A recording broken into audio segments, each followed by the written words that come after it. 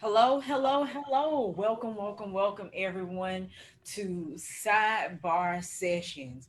Man, this election, this election, y'all, has been the most fascinating election that I have seen in my lifetime. I'm sure it has been for many of you. So, we wanted to come on and talk about this monumental occasion, what it has meant, and where we go from here. Because as we all know, the process is actually still ongoing a week later. So we have with us a couple of our favorite guests. We have Cameron McCarty on, who is a frequent guest and pundit on our show, representing the true millennials Yeah. um, on our broadcast today. And also, we have a presence that is always on our show, but you never actually see his face, or rarely. Our technical director, Casper Corder of preachingplay.com, and also pastor of the Preceding Word Fellowship Church in Smyrna, and my husband. He'll be on to talk with us as well. So, guys, y'all, your Yeah, mama. president. Oh, man. So, as we all know, last week was a number of elections. The big one was our highly anticipated election of a new president between the incumbent Donald Trump and Joe Biden, as well as six other candidates that were either independent or for third parties. Also up were the seats in the Senate as well as the House of Representatives, and it has completely turned our nation upside down. At this point, I believe somewhere in the neighborhood of 96% of the votes have been counted, and we'll talk about that in a second. Joe Biden is the projected 46th president of the United States, but we still have a long road to go before putting that in stone. So let's first talk about the campaign process. So we're kind of accustomed in this country to a little bit of mudslinging, fierce warming up. Pastor Porter's already shaking his head, but the schmoozing, trying to get people to go one way or the other, to sway undecided voters one way or the other, or to sway decided voters to the opposite persuasion. But due to the candidates involved, our coronavirus epidemic, amongst other things, it has been a totally new animal.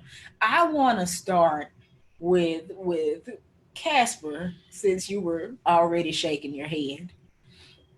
Um, so the campaign process for me is the bane of the election process for me because it first of all, um, it caters to the worst of us, meaning in my opinion, once you see the so-called little bit of mudslinging, that actually caters to the weakness in people. It caters to divisiveness. It doesn't cater on choosing someone based off of the issues.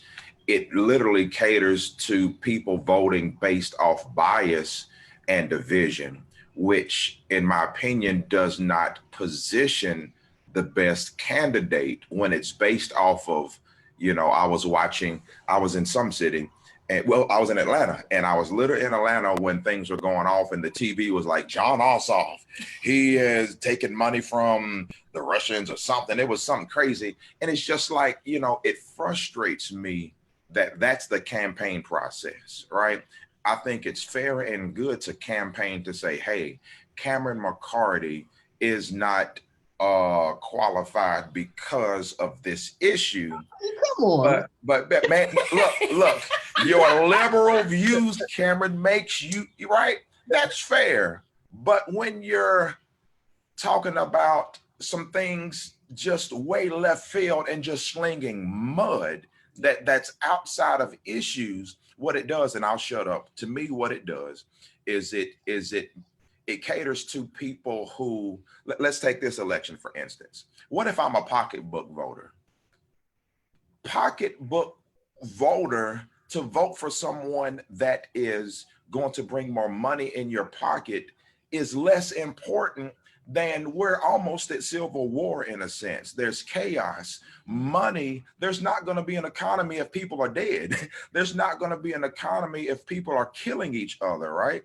And so that issue is important, but it's not as important as human life. When during the campaign process, when Biden was on the stage and he was talking about oil, you know, the other candidate, Donald Trump, was, to me, was basically like, well, we pay you good, right? You make a good living. And it's like, that money is not as important as human life. So like the whole campaign process to me is frustrating because it's not about the issues and it's not about this nation. It's only about winning. And when it's just about winning, that's dangerous. Well, let me tell you, you know, I agree about the campaign, you know, campaigning should be, we should stick to issues. And I agree with what you're saying, you know, and where you're coming from. But we have to realize that, yeah, human life is more important, but that's not more important to everybody or to a lot of people. And so a lot of people buy into what you're, you know, if you're talking pocketbook money, then that's what I want to hear. If you're talking about, you know, climate, that's what I want to hear, you know. And so as we can see, you know, how this election has played out, you know, America is so polarized. You have half that, you know, are one way and half that are another way. So, yeah, it is frustrating when, you know, you don't stick to issues. And immediately I think about in the campaign, that debacle of a debate, that first debate, you know, I mean, come on, people, you know, just what Jake Tapper said, a train wreck I don't even know what he said, but it was just everything he said was true. And so, you know, there were no issues talked about in that. I mean, none. So it was a total disservice to the United States of America, because people, you know, you had a lot of people, I ain't gonna say a lot, but some people were undecided. Now you have some people, debates don't sway at all because I already know who I'm going to vote for. It's just a matter of me cheerleading and pumping my candidate. But there were some people that were, you know, undecided, and that debate did not help because they did not stick to the issues, just what you're saying. So, but again, like I said, you know, you have people that vote for all types of reasons. And I think that's where the campaigning comes in. Let me sway this type of voter in this type of demographic, in this, you know, and so I am going to say things or do things that, you know, are going to appeal to my base or the people that I'm trying to win over. Cameron, what say you? Yeah, I think I have a couple different takes on that, and I'll try to make it cohesive. I think the political process and it's a political game, right? It's a game you have to play to win, you know, to get your agenda across. And that's the unfortunate reality. And I think this particular campaign, like, it exposed that in America. It exposed the fact that, one, winning is important, and two, just how divided we are. We really, really saw the differences amongst each other. So if you were thinking about the Trump campaign versus the Biden campaign, it drove a wedge down the literal issue of mass gatherings versus wearing a mask, not wearing a mask. And it was a political strategy, a political game to not wear masks and have mass gatherings during a pandemic because it catered to a certain type of people. Was that right? Was that wrong? That's the discussion we're having, I guess. But that's the campaign process. Just as Mom was saying, you have to cater to, you know, that demographic to win. Here in North Carolina, we had a Senate race, and it got really, the last 2 weeks were really, really, really nasty, where the Republican side was mudslinging. The Democratic candidate, he had an extramarital affair. He happened to be in the military, and it was an affair with another military person's wife. I mean, it was just this big morality campaign, right? That's cool, all fine and well if that's how you want to sling mud. But those same individuals, those Republicans that were slinging mud, will now back Donald Trump, who has a linear year past of extramarital affairs, right? So it's all about, what have you done for me lately? How can I pull some strings to get votes? And it's I especially when in the campaign process and going back to the debates, which I thought was an SNL skit live, really what it was, right? So the unfortunate part about this is, once again, going back to the statement, it exposed the divisiveness in America. Trump, at the end of the day, still got 71 million votes. Yes. You know, so the mudslinging and or the picking apart of or pulling at the divisiveness and using that as a tool in the campaign, maybe he didn't win, but that's America. That's the political game. And there's some form of that. We were talking about, Mom and I were talking about recently about how Joe Biden is just a good guy. He's just a good candidate. And fortunately enough for us, sometimes the good guy does win and does prevail. And it looks like in this particular case that happens. Other times, as we can see across the country, maybe even in South Carolina, in the Lindsey Graham situation, it didn't pan out that way. And South Carolina lost out on getting that seat in the Democratic Party, which is a setback. So I guess I'm saying it's a political game in America that's kind of the system that we're in to try to get your leverage for your particular party. And it's unfortunate. It's unfortunate that that's the game, but 71 million people still voted for this, for this guy. Yeah. And so there's a piece of it. Well, first of all, I want to welcome anybody who has joined us in progress. I see a couple of new faces. Welcome, Grandma Dorothy Taylor is on. If you're here, feel free to give us a shout and let us know you're here. We're talking about the aftermath of this election, which is technically still going on, and just the campaign and the process leading up to the past week. It has been a new low in terms of vitriol concerning this election. We talked about the debates and we've gotten past personal attacks to attacks on people's children, people's dead children, an entirely new low, but it is somewhat a reflection of the heart of man. Because if we didn't have people who thought the same way and supported these things, we wouldn't have even got to this point. As Cameron just said, we had a majority, a narrow majority that fought against that, but there was still a narrow minority that voted and represented themselves in the electoral process as supporting these particular values. And I just want to say one thing about this, and I want to draw a comparison. Cameron brought great points about the game of politics, right? Now, unfortunately, and I quote, I believe Cameron said, "You have to play the game to win." To me, that is so unfortunate. Let's look at something different. Let's look at slavery, right? We look at right now, basically in a record-setting election, the sitting president got the most votes of a president ever, even after the amount of divisiveness and him playing the game that we're talking about. And it took a record setting for Biden just to overcome that. Think about slavery. Think about the amount of people in the nation that fought for it.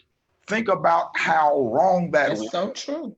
So my point is, when politics, when the game is greater than those who you're playing for, right? When the politics game is greater and I gotta play the smear, but not fight for the American values, then what are we fighting for? There needs to be reform of the game. There needs to be some type of rule change, because ultimately, during slavery, somebody finally looked at people like me as more than 3/5 of a man. Right.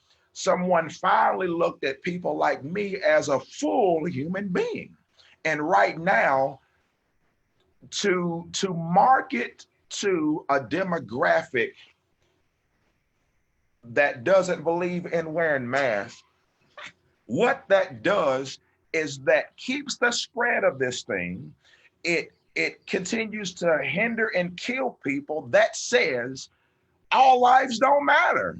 That says that you don't matter. That says that I'm going to win even at your demise. That, my friends, is evil.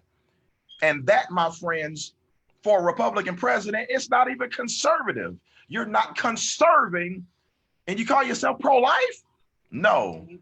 You anyway. So I'm not going to get too enraged and too impassioned, but Cameron, this is why I'm frustrated, because we can play the game better. Every year, the NFL, the NBA, they meet on rules. They continue to try to improve the game. All right. But so I hear what you're saying, and I agree with what you're saying. Yeah. I agree with what you're saying. I think some of the issue and the frustration is, I think it goes back to the conversation that we had the last time you and I were on sidebar sessions. Is the heart of man, right? It's changing the heart and soul of man. And that's our job. But continue. Yes, I'm gonna send our viewers to the pastor for that. But I was just how it is. And some folk just evil, and I mean, yeah, it's true. Going back to the same conversation with slavery, like to be very frank and very honest about it, slavery wasn't in it because people all of a sudden became moral. It was in it because it wasn't good for the Union.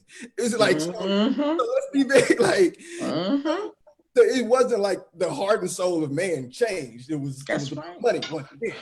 So and that majority was able to beat the Confederacy because they were stronger in war. So it comes back to the foundation of this country, and and the same conservative people who talk about the values of this country and America first are the literal same ones who don't put on a mask and voted for Donald Trump. But that's a different discussion, right? So I hear what you're saying, and I think you're right. It's just, once again, one of those unfortunate realities about the heart of people in this country.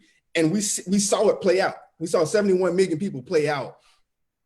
If it was truly about the morality of people, honestly, like just factually speaking, if it was truly about the morality of people, the electorate would not have 71 million people would not have elected Donald Trump. Like, that's right.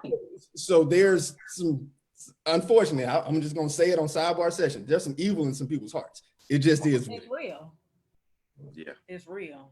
Well, speaking of continuing to reform processes, another thing that was very different about this cycle was the actual election process. So the title of today's sidebar session is Signed, Sealed, Delivered. Yes, that is true in a figurative sense, but it is very true in a literal sense, because this election was more or less decided by mail-in voting. Right. This was a year of overwhelming change concerning not just who voted, how many people voted, and how they voted. We've always had in-person voting. We've always had absentee voting. A lot of our military votes absentee. But the ability for common citizens in many states that did not have the ability before to mail in votes was an overwhelming factor in terms of the skin of the teeth on this election. And again, welcome to anybody who has just joined. I tell you what, if you are watching and you feel comfortable, comment below whether you voted in person or by mail this election. Um, there are a lot of states in the union. Tennessee, I believe North Carolina also has. Um, do y'all have early voting? Oh yeah. Oh yeah. But mom, in Alabama, you guys don't, correct? No, but we had a lot of people to do the mail in. You could Okay. do that. And so like you said, that's what a lot of people took advantage of because, you know, as we see the numbers, I think it was over 75 million, it probably grew, that voted mail in before the election even started, which is where we are now, the discrepancies. But, you know, it's not ironic, but fun. The mail in and the people that did, majority of them did it because they didn't want to stand in those lines because of coronavirus. Right. You know, okay, now, but this is the same thing, same situation that President Trump did not handle correctly, which has the people go and vote mail in, but you told your constituents not to mail in. Come on now. This this doesn't make sense. And so, and now you're contesting this whole thing. It's just a show. And I really think, you know, this is a stalemate or whatever you want to call it on his part, you know, about these mail-in votes. But and to, you know, like they said, to question the integrity of the voting institution, you know, absentee has been done for years, and it's pretty much almost the same way. And now you're saying all of a sudden this doesn't work. I have a problem with that. I think one thing that comes to mind concerning mail-in voting, I think it's a new normal. After I believe so. we are very much a convenience-driven people to begin with, but the coronavirus pandemic kind of necessitated the opening of other avenues besides having hundreds or thousands of people standing in line next Exactly. to Exactly. time. But one thing it also could potentially do is open up access. Every year we have an election, we have drives to try to physically get people to the polls who otherwise couldn't, like our elderly or indigent or whatever. But having the option to mail in votes should, in theory, inspire more people to endure the process. We know that's not always the case, but it just as much as it supposedly opens up our vulnerabilities, in some cases it also opens up our possibilities.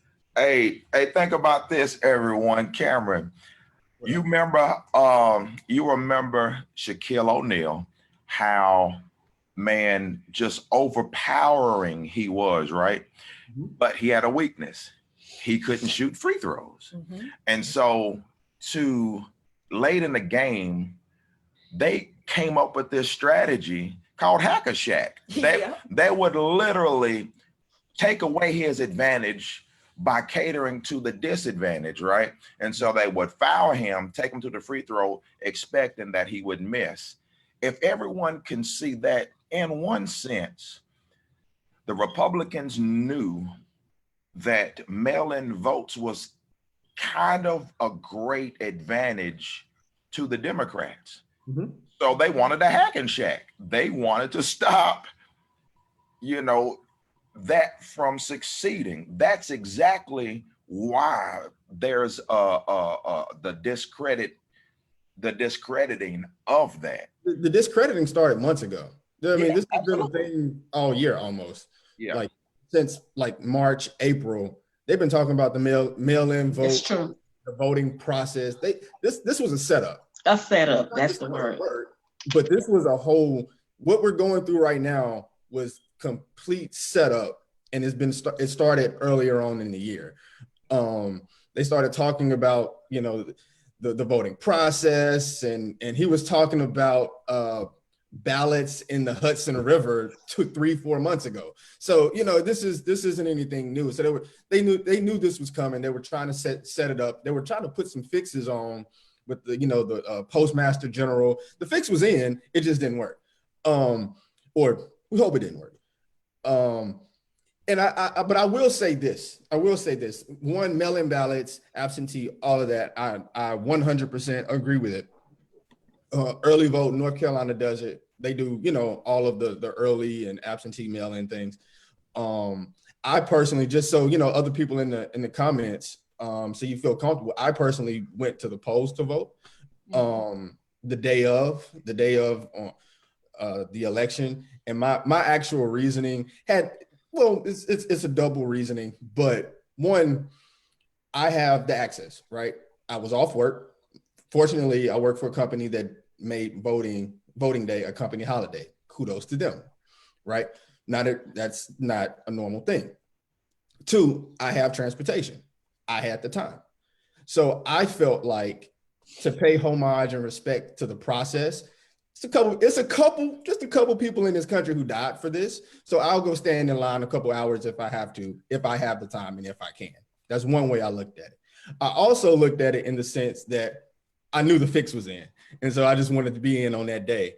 So they weren't complaining about my vote. That's how I felt about that. But I totally agree with the level of access that it gives people. The people who don't have transportation, people who don't get the day off, people who have children they have to pick up from daycare. Like there's a whole lot of people in this country who don't have the same, advantages that I do in that process.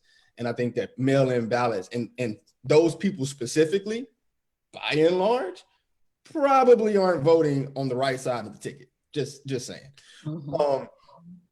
But one thing I will say with this process, with the mail-in process, how we just kind of went through and said what state has mail-in, what states don't. I personally would like to see the voting process, and this year is different, and I think reform should come after this. I personally would like to see all of the states do the same thing. That right there. This allows for this level of speculation. That's right. This state does it this way. This state does it this way. I understand states' rights and I understand states' independence, but when we're talking about a federal election, it just opens way to this conversation. And right. legal loopholes and litigation and everything. Literally, what we're doing. I think that if every state was on the same playing field, going through the same process, it can still be run by the state, but it's all the same process. Sometimes states' rights is stupid. Sometimes it's stupid.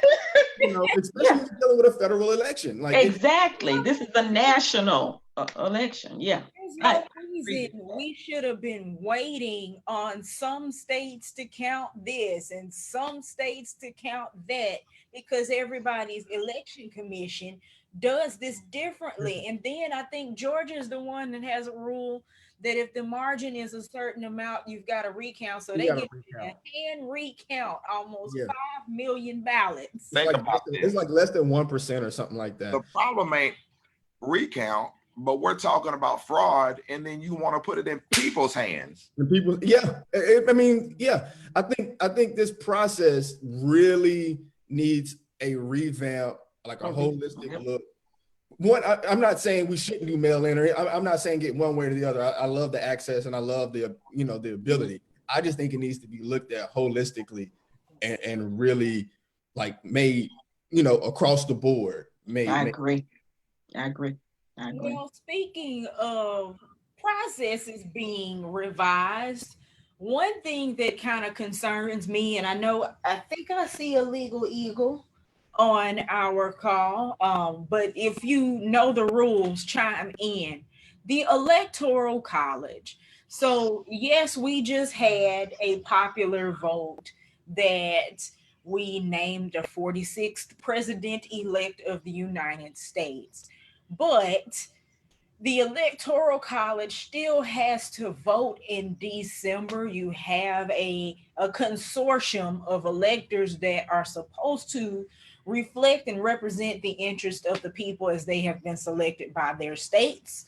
That is what we were really looking at. And this is the first year, to be honest, in the news coverage, I've seen them really, really lean into that so heavily. And I think that is because the last election, you had seven so-called faithless electors that actually voted against the vote of the people. You had 5 states where the people voted for Hillary Clinton, but the electors voted for Donald Trump, and 2 the opposite way, where the people chose Donald Trump and the electors voted for Hillary Clinton. So this year, yeah, we saw the numbers, the millions of people that voted in the percentages, but we were really watching that electoral mark now that marched to 270. So good old John King. Yeah, yeah, swiping and swiping and swiping. So, but yeah, man, we saw the race to 270, and with the electoral college last go around, a lot of states did some reform on their rules to keep that from happening. There are a couple of states in the union, don't quote me on which ones, where it is actually a felony now for an elector to be selected and vote against what their state's popular vote decided. Okay, so we have a comment.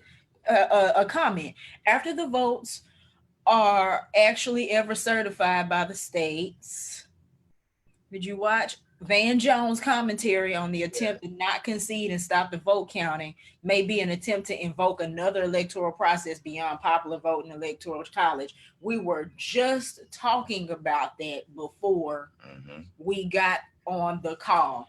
I am concerned that with all of the litigation happening right now in this last leg of the process, that just as we're stalling a concession and stalling a peaceful transition of power, we could be stalling the entire transition period. Also, not only that, but here's my point. 1 minute and I'll shut up. Is that this whole electoral college thing, the stalling, there were so many people that voted for the first time because they were cynical, because so many people believe that this stuff is rigged anyway.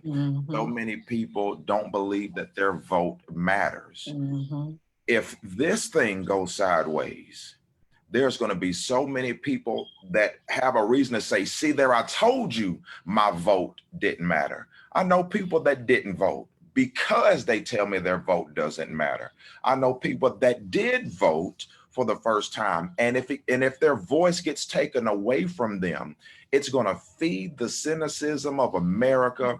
It's going to actually hinder the democracy, hinder this whole vote process, because so many people will not put their trust or confidence, or dare I even say faith, in this process anymore. It will be almost a nail in the coffin for at least a generation. We're gonna have to build up the next generation to believe in it, because there's a lot of people alive right now that will not do this again if the electoral college takes away our voice. It will hinder it. Well, I'm not just real knowledgeable on this electoral college thing, but why can't we? I would love to see where you just vote and the votes count, the popular vote counts. It's like no different if you voted for, your president of your college or your president, Body president. Exactly, student body president. Count up the votes. Whoever get the most votes win. I'm not real understanding. I'm sure it had a purpose or has a purpose, but to what Casper is saying, this thing is getting so muddy. And he's exactly right about the cynicism in America, in politics in general. And so you put this in the mix, it's a recipe for disaster. So, like I say, the legal eagle, whoever's chiming in, tell me about, what's the purpose of this electoral college? Why do we still have it? And do we still need it? Because I think we just ought to just vote, count them up, and be done with it. Biden would have won, and we would have been done with this thing. Cam, what were you about to say? I was going to say, Mom, you're exactly right. I think we were actually talking about this the other night. The electoral college is antiquated. I mean, I think like it's in the Constitution, right? And so that's what everybody goes back. It's constitutional. Change the Constitution, okay? The amendment. That's what amended. And it's historically it was because of how information was given out to the electorate, to the population. This was before, email. This was all, just on wagons. So they felt that the people of the nation weren't as knowledgeable as they should be for an election. It would take, 3-4 months just to tally votes, so it would take a year for them to get any information on any candidate. So they said, let's have a group of electorate, special people that could speak for the people that couldn't get the information in a timely manner. That's why it's antiquated. I can get any information I want within seconds right now. True. So if that was one of their pushing reasons for the electoral college, it's antiquated, right? And I just don't. There's really honestly no real reason for that right now. There are some other legal ramifications behind it, when you start getting into changing the Constitution and slippery slopes and all that kind of stuff, sure. But for the purposes of this conversation and what we are going through, we went through last election and this election, it's going to continue.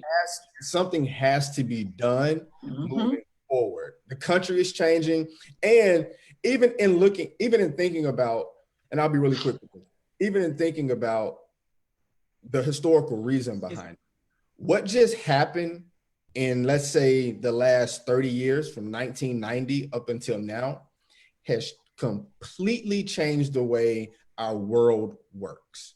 Completely. And all that kind of stuff. So, but for the purposes of the country is changing. I'm sorry. That's mine. Yep. So the country is changing. To try to physically get people to I'm sorry. I'm trying to get it out. I'm sorry. The country is changing. The times are changing. The times are changing. I mean, I can hear myself talk right back in a couple seconds. You understand what I'm saying? So good answer. So it's one of those things where our electoral process, all of our processes that are still based on an 18 or 1700s Constitution need to be relooked at. And in the age that we can get information as fast as we can, in the age that press releases they're not sent over a wagon, they're sent over tweets now. This whole process, mail-in voting is possible. It's a thing. In the 1700s, it was not a thing. It wasn't possible. In the 1700s, I didn't have the right to vote. I do now. So this whole process needs to be relooked at, revamped based on the way the world has changed. And if we don't do that, we are doing ourselves a disservice and putting ourselves in this situation over and over again. Well, I will introduce something too that has been floating around: online voting. This topic has come up a lot during this pandemic. Let's just get out of paper and let everybody stay home. As a matter of fact, I think Delaware did some sort of trial run with this, and maybe another state too. But the problem with that is transmitting things over servers. Every device you use would have to be completely secured and closed circuit, and you're not going to secure millions of cell phones. You're not going to secure servers that live in other countries that these ballots are going to be bouncing back and forth across. You talk about election fraud. I mean, if we've got Russia tampering with our election now, and we have that going on paper and in closed circuit ballot boxes, imagine what would happen if you would do that online. Absolutely. Absolutely. It's a great idea, but just not secure enough currently. Um, I don't know how they would be able to. You just said everything I was thinking. Mm-hmm. We've already had, first of all, in 2000s, I believe there was an issue in Florida, right, with Right. maybe so-called outdated technology, I think what they said. And then now there's an issue with whatever. I like the idea of online voting personally, but it has to be fail safe. It has to be tamper proof, Mm-hmm. and I'm just not smart enough to know how to make that work. Yeah, Another good comment. States can't pay for the encryption VPN security anytime soon. Definitely a future idea. It's always a money game. We can't pay the potholes in Jackson. Shout out to Jackson. Much less we pay for got good internet service, but we can't get the water working. it. Right. You got small towns That's right not funny. The truth in that is the funny part, but why it's not funny. Uh, now. but no, I think yeah, everybody's probably saying the same thing. It's too vulnerable. It's right now.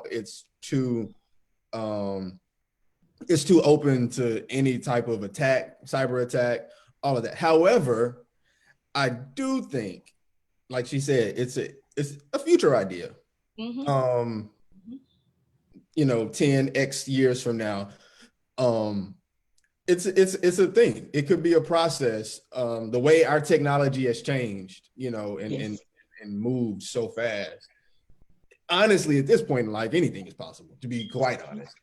Um, so I think today, for right now, we're way too vulnerable. We're opening ourselves up for crazy attacks. But one day in the future, I see that being a thing. So real quick, I'll just also say I'm just I have a different perspective than many people, right? I have no faith in man nor man's systems because we can never create a perfect system. So we just have to learn how to work around the flaws within each system to work it to our advantage. Because right now, I believe there's a way that we can, as somebody says, concede gracefully or just understand that there's not going to be a perfect system, not as it stands. If we go online, there's flaws. Currently there's flaws. In the 2000s, flaws. And as long as we are operating in man-made systems and man-made things, there will always be a way to pervert it. And so I think we just need to understand that moving forward, and just even with like medicines, what do they say? Lysol is 99.9%. Yeah. If it was so good, go on put 100, but they can't. We cannot. And it's always, look at this election. We're talking about somebody losing by like 0.4 and all. So tight, but it's right. Yep. Well, keeping on with those numbers and the technology, we laughed earlier about John King standing at that board for an entire week. So this might have been the most fascinating or my favorite week watching the coverage Yes. of this election.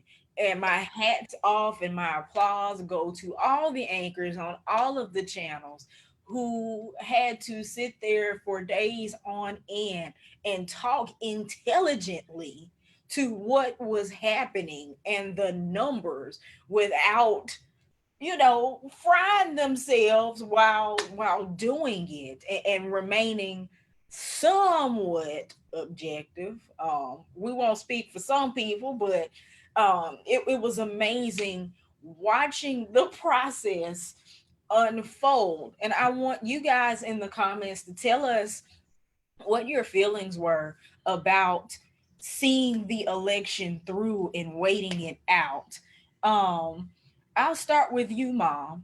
You've been through a few of these. What was the roller coaster like for you last week?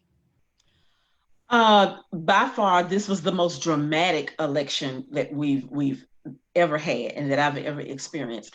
And I knew going in that it would be close, but I had no idea it would be this close.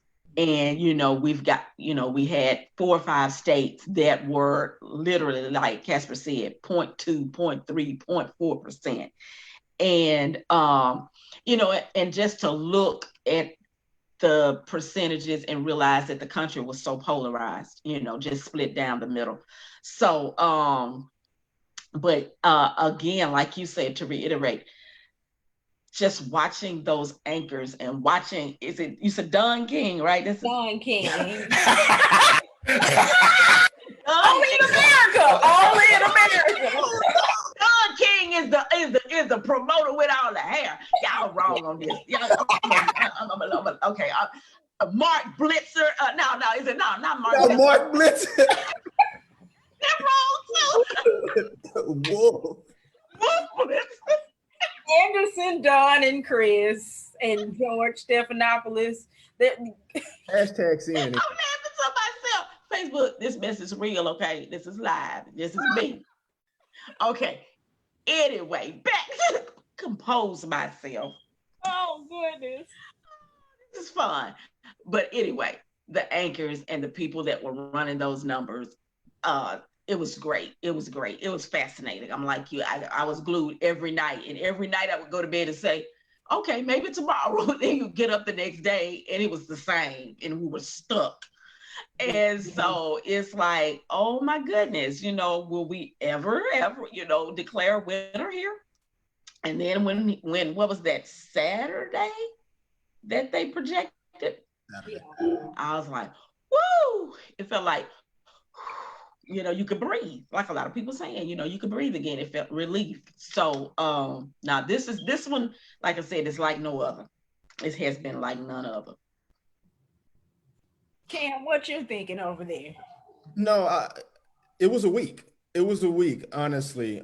So like for me, as I was, kind of alluding to early, like the voting day is like a big deal to me. I go vote, get my popcorn, and watch it and see what happens. By midnight, you kind of know something, either way it goes. But then as you realize I had to go to sleep because I had a show the next day. You wake up like in the middle of the night, anything changed? No. Wake up for the show, anything changed? No. You realize it kind of hits you. This is about to be a process. Mm-hmm. And then once I realized that on that Wednesday, it became, we just witnessed the moment. Yep. 20 years from now, just like we think about 9/11, where were you? You know exactly where you were. I was in 5th grade when they rolled the card out and we watched it. Where were you in, November 3rd, 2020? Where were you that week? And what were you doing? And there's going to be books that are written about this election and how the mail-in votes came in and nobody knew. And, and you realize that, I think everyone in the country was watching, whether you were in the politics, whether you were voting, didn't vote. It was we're in coronavirus, so there is no coffee shop news right now. Right. So it was like this moment. This whole year has been this moment. And I think this is just another part of it. And I think everyone realized it. And it just felt like, everybody was at work, or I'm working from home now, and everybody's like getting on the comms going, oh yeah, I had to set up a second monitor so I can have the news on all day, or everybody kept hitting the refresh button, all day. And you just kind of sat there every day after day. And some people would go, yeah, I'm trying to do something else and occupy my time with something else. Right. But then you found yourself like, easy back over there, taking a peek. I got a peek. You know, Yeah, I don't want to be. I don't want to be out. I don't want to miss this. Right. Did the numbers change? Did the numbers go up? Did the percentages? You're waiting on Nevada. Like, where's Nevada? Yeah, Like, where's Nevada? Right. What is North Carolina doing? What is Georgia doing? Yeah. And to your point, Cameron, I think it grafted in a lot of people that normally wouldn't even pay attention to politics. Yeah, the electoral college thing, and so we got educated this week. Exactly. So it's been different. It's been different. What was the question again? I'm sorry. I'm reading these comments. I'm enjoying the comments. He's technical directing over here. What were your emotions this past week watching the coverage? First of all, my emotions was hilarious. Roller coaster. I've enjoyed laughing at the buffoonery. It's true too. It has some been. Some of it personally, it's so that I don't get angry at the pure, as Cameron said earlier, just how evil some things are. And then, you know, it's even more frustrating to know many people that I'm beside at the red light are just as evil. People that I have to work with, people that I know. Like, one thing for me, it's an emotional roller coaster because there are so many people that I know and love, but this election has actually exposed the elephant in the room. It has exposed the cancer, the hidden division that we have, right? Some of us, it's not that they're against us, but they're not for us.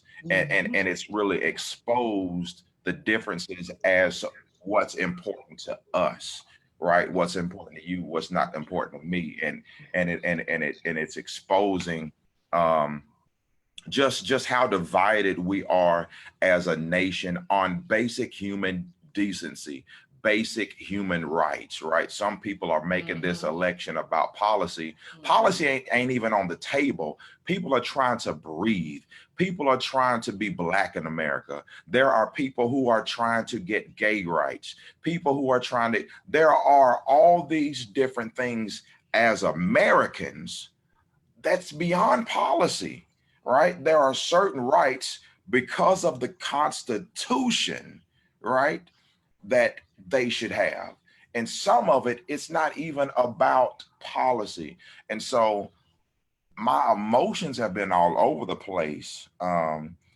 First, I laughed, though. I can't lie. First, I've just been laughing. But then when I really think about it, and when I go places and I hear what people are saying, I kind of keep my mouth closed in public because I'm a real passionate person and I'll mess around, get loud, and have to slap somebody or something. So I keep my mouth closed because I'm an emotional person anyway. So my emotions been all over the place, honestly. Well, I tell you what, man, we actually bought popcorn to pop. Man, we still ain't ate that popcorn. we sitting there looking.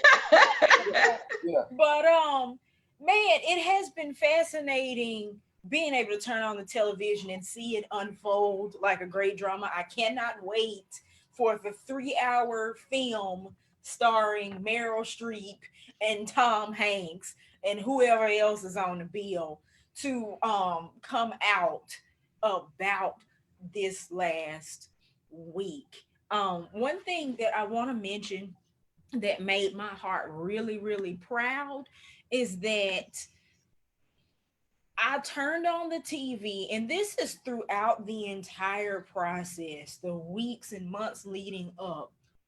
I turned on the television and I saw more people that looked like me than I ever have in my life.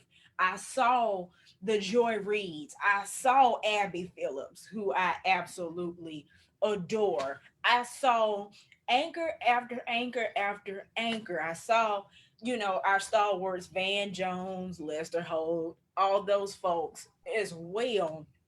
But I saw an increasing presence of Black women, which I found so pivotal because in the last election as well as this one, Black women made the difference. So I saw coverage and representation in my news coverage and sources that reflected the electorate that was actually going to the polls. So that really, really touched me. You know, it's historic as well that we have Kamala Harris, who is the first vice president who is African American or of South Asian descent, as well as the first woman vice president. We saw the representation there. We saw it in our news coverage. We see figures like Stacey Abrams and our Keisha Lance Bottoms, different women who are in political power are really taking center stage. Representation matters. It matters to be able to turn on the TV, especially if you're a little brown girl, and see yourself. And yes, I want to see Viola Davis in the film too. I think she would be great at the desk. Absolutely. So that is kind of my feeling about this roller coaster of an election week, being on the edge of my chair and watching those states truly flip from red to blue, i.e. Georgia turned it out last week. So just seeing some of the sadness of what we know about the hearts of people, but also seeing unfold before my eyes the changing of a guard, and the changing the people who really, really showed up. Okay. Oh, so where do we go from here, folks? I want to know from you guys in our wonderful audience, what is the first issue you would like to see our president elect Biden tackle? And I'm going to start with you, Mom. It's a hard one, but I think the coronavirus, because it kind of touches on several other issues. It also has a tremendous economic impact. So if you not only attack it from the health side of it, then you'll also solve some of the economic impact that it has occurred or happened for the country. So yeah, coronavirus for me. Cam? This is a hard one. And I'll be honest, I don't have a good answer. But if I have to give an answer for this conversation, I'm gonna go with the economy. I think, and this is why, I think you continue to work on the coronavirus. The way I see the coronavirus, and I don't have any of the briefings, and honestly, I'm not keeping up with it 100%.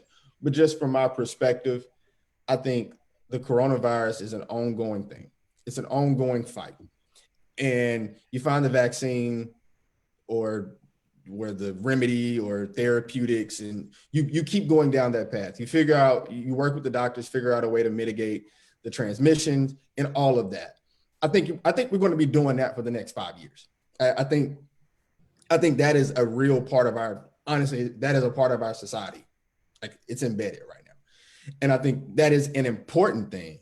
But I think immediately you start to figure out how to restructure the economy and build that back up, because that is something that is tangible and that can be taken care of.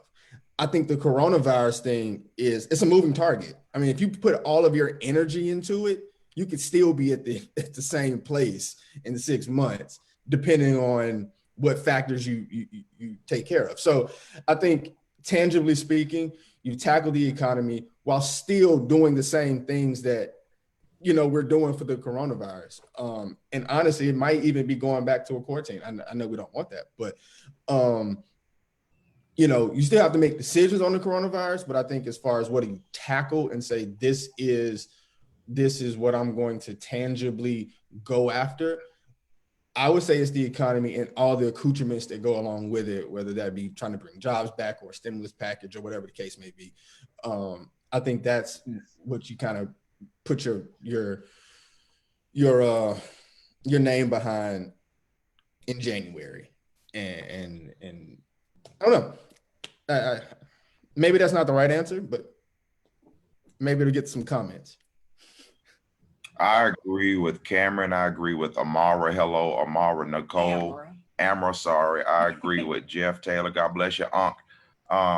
But when you asked the question, I saw an image in my head. I saw Shafron the other day, y'all. Shafron was sitting at the chair, and her foot was below the chair, and the chair cut her foot, and it's cut in a foot. It's cut in a place that makes it difficult for her to walk, difficult to wear all these different things. So before she can move forward, she got to stop the bleeding. So to me, I want to see the president stop the bleeding.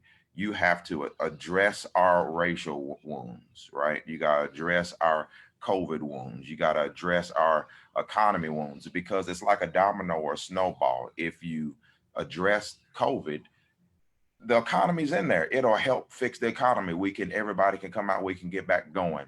If you address the racial thing, that will affect the economy, because, we will all, won't be fighting and, tearing up stores and things, right? So you just got to stop the bleeding. There's a lot of limping going on right now, and we can't be focused on looking good, babe. You got to stop the bleeding. Take them heels off.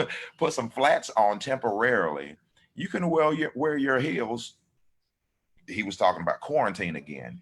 You don't want to wear flats. You want to wear those heels, but it ain't time for heels. You know what I'm saying? So we just got to stop the bleeding, man. And I think everything Amra saying, she said, COVID, CR reform with sentencing, money via economic employment, education programs in low income minority areas, and national debt decrease. All great comments. Sadly, and I'll shut up, but sadly, sometimes everything sometimes can be so jacked up. It's kind of like cooking Thanksgiving dinner. You're just dealing with this. You got a whole bunch of things on the stove, and sometimes you just got to manage it all. You know what I'm saying? This is a potluck thing. So I don't know. That's a hard one. Not just one thing would fix this country, and these issues might not be fixed within 4 years. And that's factual. Now that's very true. That's fact. And that's why I answered the question as far as what do you tackle first. Yeah.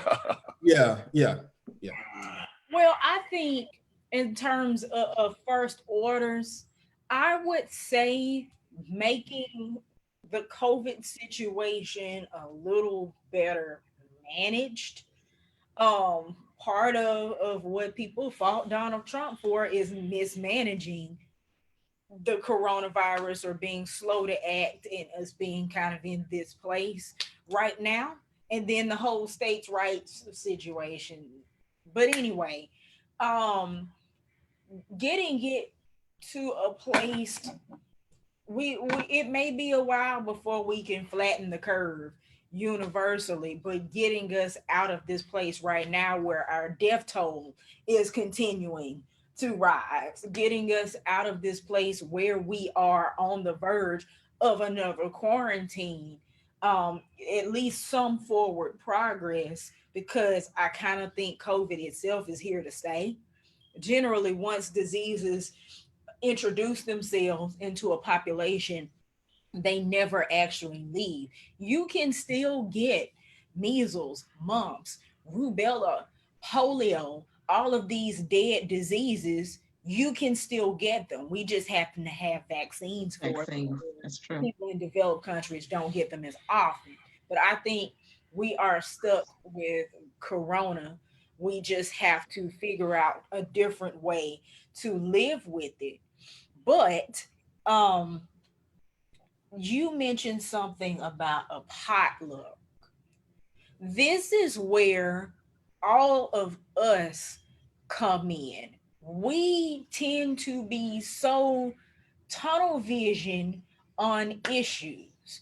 Like if one person is focused on the school to prison pipeline, then another person is going to be mad. Well, why are you focusing on the school to prison pipeline? We need to be focused on world hunger. And why are you focused on world hunger? We need to be focused on teen pregnancy. But all of those fires are happening at once. This is the year that the dam broke, and it broke in a bunch of different places. And it may not be feasible to plug all of the holes in the dam by one person at once. But if everybody, right, but if this group of people decide, I'm gonna plug up COVID while you go over there and plug up the economy, while you go over there and make sure that Black people can walk down the street and mind their own business without being gunned down unarmed, then we can all fix this thing. We can't be so short-sighted and That's true. vision. And this is also where the support of a supportive Congress comes in. Because yes, your president is important, but equally, if not more important to your day-to-day life, is the state and local elections. It's the people who are writing the ordinances for your town, your city council, the people who are involved, states' rights, who are running your state representatives and your governors and such, and the senators and the representatives that are serving on these committees in Congress that are specifically dedicated to the issues that are important to you. Yes, the president has overarching, not even carte blanche because there's checks and balances, but he has Mhm. overarching responsibility. But your Senate, there is a finance committee, there is a national security committee, there is a Senate judiciary committee, there are homeland security. Bennett Thompson, Lawson, he's homeland, the one you he's need. the one you need. So those are the people who are all in all responsible. You know, yeah, I took him. Hashtag Benny Thompson. Right. Those are the people who have the most leverage and influence over those specific issues that we are talking about, not just the presidential administration. And I'll stop there. I just want to say, if I can add one thing, Mhm. you're 1,000% right, but there are hindrances that prevent that forward movement. Yeah. The old saying, you're only strong as your weakest link. And there are links in that chain that stops the forward movement of that bicycle. It's like let me give an example. I'm a preacher, all right? There are many preachers that don't speak against certain things in their church because of personal interest. Mhm. Mother such and such, she's the biggest giver in our church, and without her contributions, we'd have to shut the doors. Yep. So I'm going to go along to get along, and I'm never going to fix the system. There are designated leaders in politics, the government, the state officials, etc., that have personal interest in things, and so the problem doesn't get fixed. And then also all the little people that you're talking about that work together, that they do their one job to bring forward movement. We just saw an election, the previous one, where I'll say it, Obama couldn't do anything because the other people stopped him at every single turn. They fought against him every turn. So how can everything that you said is a great idealistic view of what America should look like? The state officials, the senators, the so-called, the popular buzzword, bipartisan, reaching across the aisle to work together. Why does it have to be an aisle? We Americans, you know what I'm saying? And so it's there are so many things that hinder what you just said, and it goes back to so many things. I love what Biden said. He said we have to stop looking at people across the aisle or people in different parties as our enemy. They're not our enemy, right? They are Americans, right? And so if you consider yourself to be an American, and if you consider yourself in this game and in this system, people have to understand how they are working against the common goal and the common good of this system. Everything you said was right, but it doesn't happen like that because of so many frustrating things. So sadly, in the people say they want that, but they kept Mitch McConnell and they kept Lindsey Graham and they bought a ticket for Tommy Tuberville. So anyway, that I'm gonna leave that right there. you finna say something, Cam? Go ahead. I think everybody's correct. I also want to say that in saying what you just said, Casper, I 100% agree with you. I think you made a pretty profound statement on, why does there have to be an aisle, right? But then also you still have in life and in politics, there is a yes or no question. Do you agree with something or don't you agree with it? Correct. Right. So you still have a left and a right in that sense. Yes. Also, I think you made a very good statement, and this is probably an unpopular opinion, I guess what I'm about to say, but you made a very good statement about looking at the other people on the other side of the aisle. They're not enemies. We have to work with them. Yeah. So even in our conversation and thinking about the people that voted for Trump and voted in Mitch McConnell and Lindsey Graham, in that same statement, we can't look at them as enemies. Absolutely. Even though we might look at their views as counterproductive to our Black Lives Matter movement or movement for social injustice and low income, inequalities. They might not care about that. But in your statement, you said we can't look at them as enemies. So, and it's 71 million of those people. Absolutely. So I think we have to look at it, holistically from their side and from our side in order to blend that aisle and get to that elusive bipartisan. Because I think it works both ways. I think everything is so charged right now on both sides. And that side is looking at us, we're looking at them, and and the lines get blurred. So I just wanted to make that point. And for me, that's easy to do because I'm taught in the word of God to love the sinner, but hate the sin. It's easy to do, to look at someone, you're not my enemy, even though what you're saying is totally against me, totally not for my benefit, but I know how to balance loving you and hating even your view. Not everybody is in your same vein. Correct. Correct. That's where it gets hairy on both sides. Yes. Well, that's a good segue. I'll ask the question: what must Biden do to win Trump supporters? And you guys can answer this in the comments if you would like. But what do you think must be done to cultivate that bipartisan working relationship? Mama, what do you think? Ooh, that is a heavy one, and I'm gonna have to say pass because I gotta think. I'm serious. I have to say pass because that's a hard one. Because if you look at and in general, and I don't want to put anybody in a box or anything, but if you look in general at Trump supporters, they're extremely loyal, and they believe what they believe.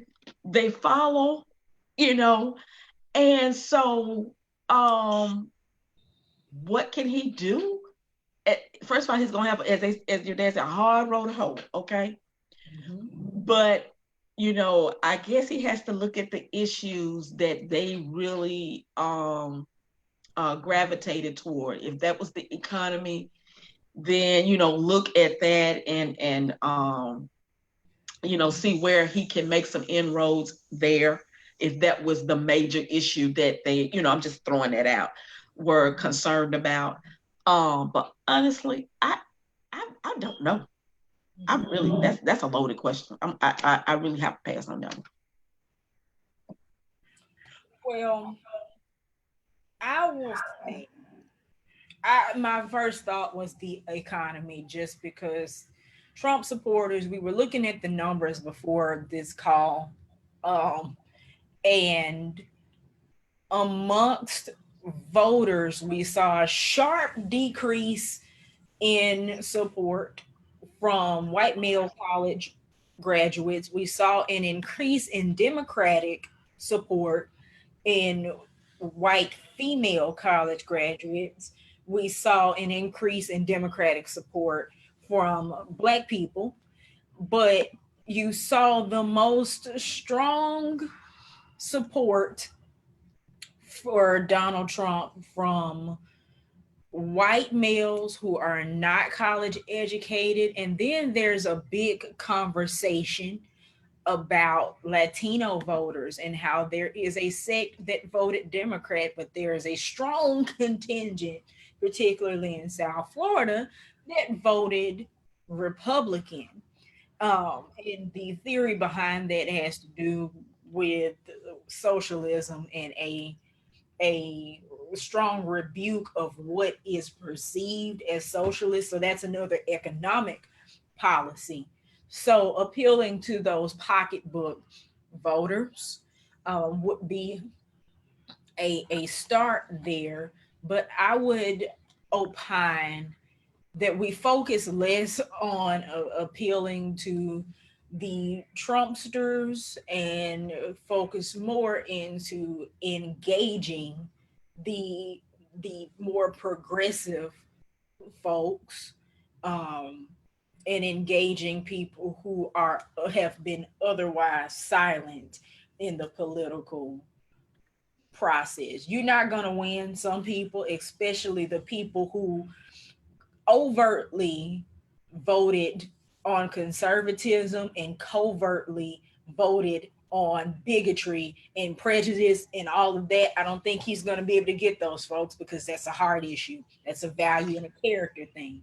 But for all of those you can't win, there are some people opposite of that who may have been ambivalent in the process, who have been disillusioned, that you may be able to capture and re-engage and reclaim. Mhm. I I like what Uncle Jeff said. He said he doesn't think that they should spend a lot of time catering to anyone's side, but he can create ways for them to be heard. I agree with that because, again, you mentioned loyal. A lot of their loyalty is based off of their fundamental beliefs. And so until people understand this truth, that sometimes two things can be true, right? Right. I am a Christian. I consider myself to be an American, but more I'm a pilgrim passing through this land. So I am a Christian, but I also understand my hope is not in America. My hope is in another kingdom. Christ is my king. That's so two things are true, right? I am a Christian that does not believe in abortion at all, but I also believe that you cannot legislate that. So I also believe, because in America, you got gay people here. As a pastor, I don't believe in that at all. As a Christian, I don't believe in that at all. But as an American, they should have rights. That person's body is between them and God. And right now, there is a separation of church and state that allows me the liberties to be who I am, and the same must be true on the other. That's an example of two things being true. So when if Biden has any hope of winning anything, he has to try to do what I try to do when I'm arguing with somebody: prove their point, but also try to show them why I'm disagreeing with it, so that we can see the balance of all things. Two things can be true. There's one truth, but two things can be true. Two things can have merit and facts, because again, I'm pro-life for real. I'm not just anti-abortion, right? I'm pro-life for real. I'm not so against abortion but I'm not for social programs to help the life that is here, right? There are homeless people that might freeze this winter. I want to do something for them because I'm pro-life. We have to understand the greater picture, and I'll shut up not to talk too much. Cam, what you think? I think, Casper, you hit it on the head. I think two things can, not everything has to be mutually exclusive. Two things can be right at the same time. And I kind of alluded to it earlier. John Kasich, where he's a Republican from Ohio, who's a governor. He's been on CNN a lot over the past couple months. I really like John Kasich, and he is a Republican, but I really, really like him because he is one of those people who leans in the middle very, very hard. And he said something that was pretty cool. Before I get to that, you have 71 million people who voted for Trump.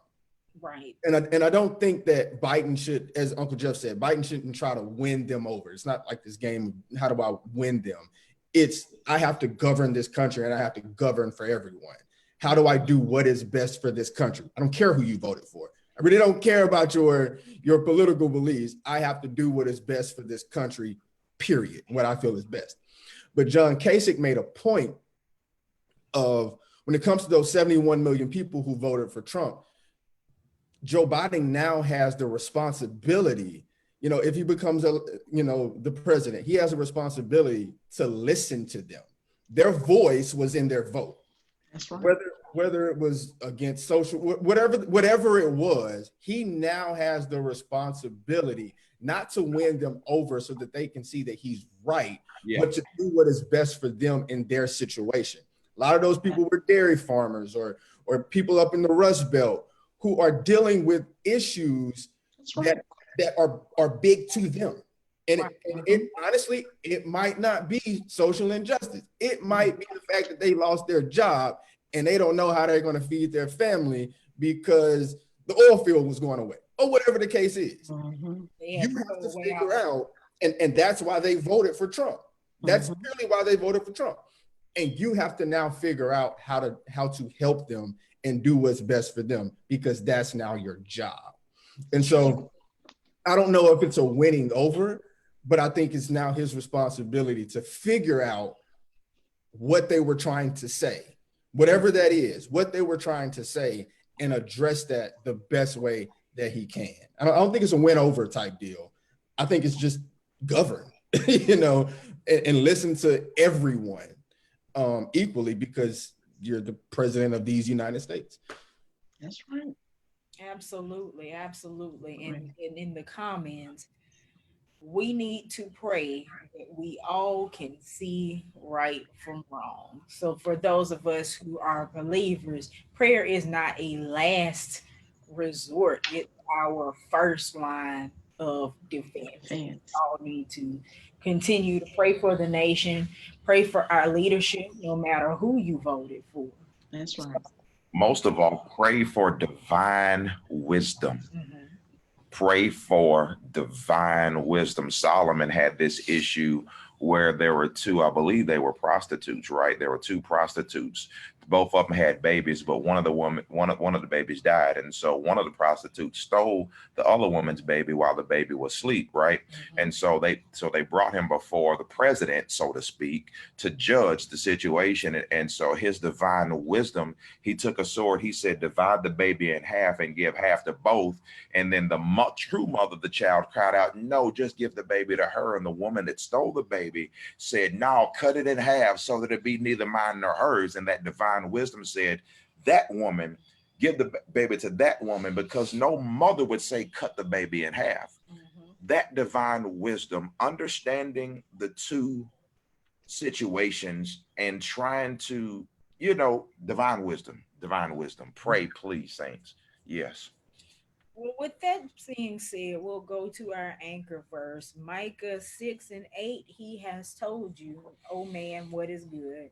And what does the Lord require of you but to do justice and to love kindness and to walk humbly with your God? And I think that kind of leans toward absolutely what you just said.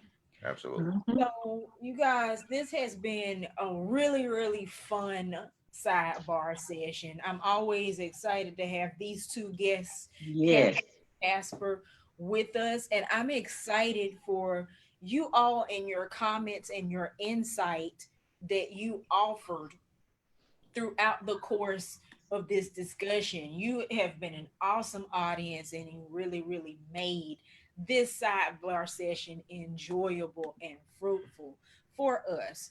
So, share, share, share. We will be uploading this sidebar session to YouTube. So, if you have friends who are not on Facebook, please tell them to watch us on YouTube.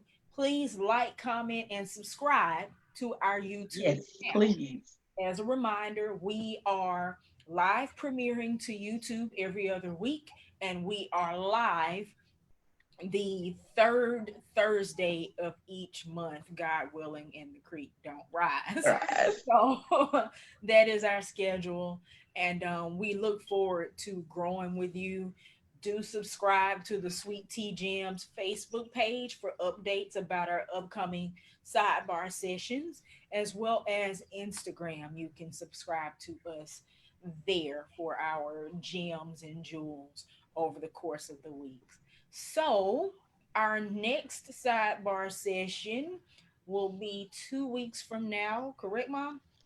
Yes, yes, yes. And topic to be determined. Gratitude. Is it gratitude? I believe it is gratitude going into our Thanksgiving holiday, but we will double check that. You're coming from us very, very soon. So, yes. So we'll be bringing it back to you for another session. If you missed it, last week we did our Fun Friday on the 10 Commandments of Food. Food. It's up on YouTube. So please go back, take a watch, like, comment, and subscribe to our channel. And we thank you and we love all of you and wish you a good night. God bless you, everybody. Good night.